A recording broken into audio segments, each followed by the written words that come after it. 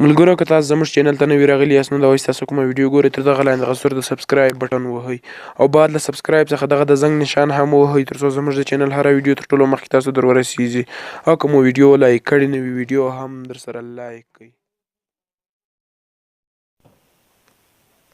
السلام علیکم ورحمت الله وبرکاتو. ملګرو خدای جل جلاله دې وکړي چې راته روغ او جوړ اوسئ.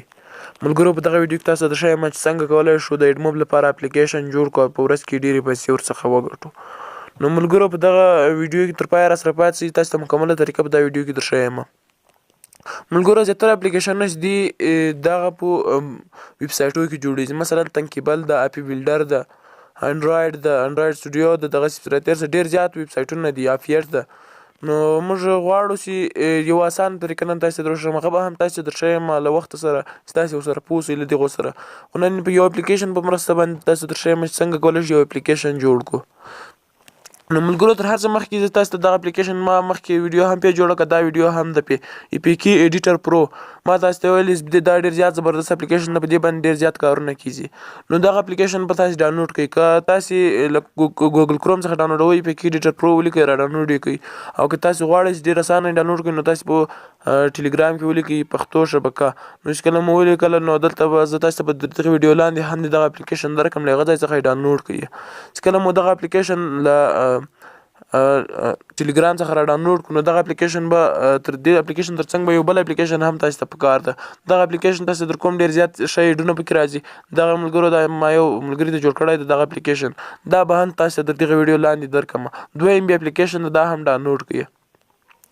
نو ملګرو تاسو به خپل اپلیکي ایډیټر پرو ته لاړ شئ. نو چې کله اپلیکي ایډیټر پرو ته لاړ شئ دلته به راشئ، لومړی به تاسو سیټینګ ته راشئ. سیټینګ ته تاسو کله راغئ دلته به تاسو لاندې راشئ ساین اپلیکي ویت. دا ځکه دلته کوو چې بیا په اپلیکیشن باندې ایډونه راښکاره شي، یعنې اعلانات پرې راښکاره شي.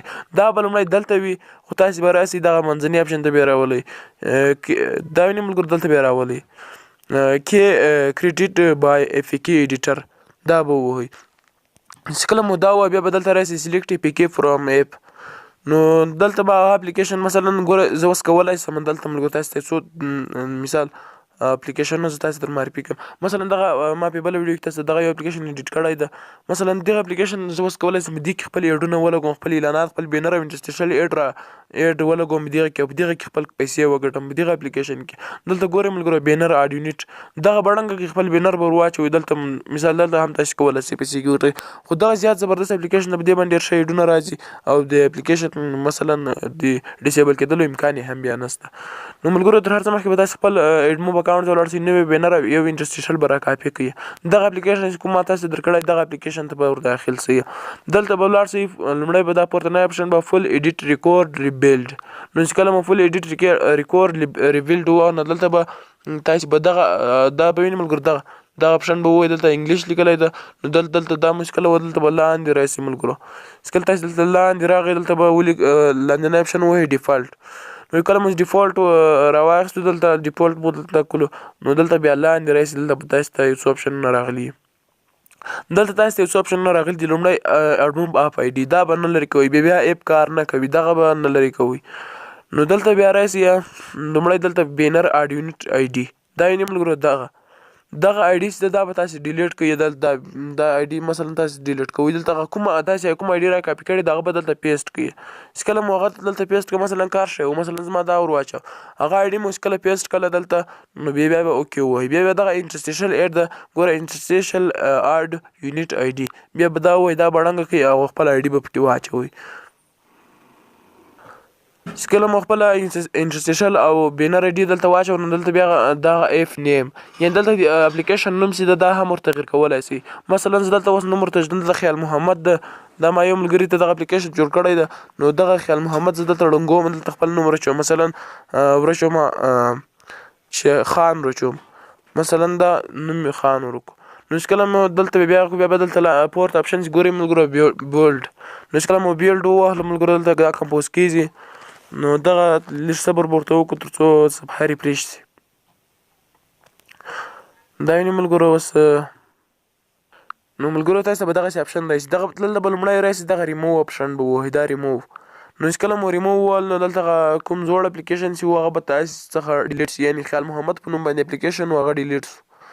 نو دلته بیا راسي انسټال به وهئ دوهم نمبر کې کله مو انسټال وکړو دلته وګورئ مې هم تغییر سولو نو دلته به انسټال ووهئ دا ویني ملګرو دغه اوس انسټالیږي لږ صبر به زه ورته وکړم تر څو انسټال سي ملګرو دغه افیکي ایډیټر پرو مې ړنګوئ ملګرو زه په تاسو ته په دغه کې درښایم څنګه کولی شو پکسل لاب په ایډیټ کو خپل فونټونه ور اضافه کو څنګه کولی شو کاین ماسټر په ایډیټ کو خپل فونټونه ور اضافه کو نو دا ټول طریقې به تاسو ته درښایم تاسو دغه اپلیکیشن ځان څخه ملري کوئ او پر روانو ویډیوګانو کې به ان شاء الله څنګه کولی شو یو اپلیکیشن جوړ کړئ یعنې مکمل اپلیکیشن جوړ کړو په یو ویب سایټ باندې لکه مثلا لکه یو اپلیکیشن دروشن لکه دغه افغان کلیزې په نوم باندې اپلیکیشن د لکه دغه مثلا د وړه اپلیکیشن دا کوم چې دی فیسبوک د یا هم د سنافټوب د یا هم کای یټ سټوډیو د وایټ سټوډیو یا یوټیوب دغه جوړیږي دا په انډرایډ سټوډیو باندې جوړیږي او یو بل پروګرام باندې جوړیږي هغه هم جوړولی شي یعنې ځان ته کولی شي مسنجر جوړ کړئ ځان ته کولی شي یو ګوښی واټساپ جوړ کړئ ځان ته کولی شي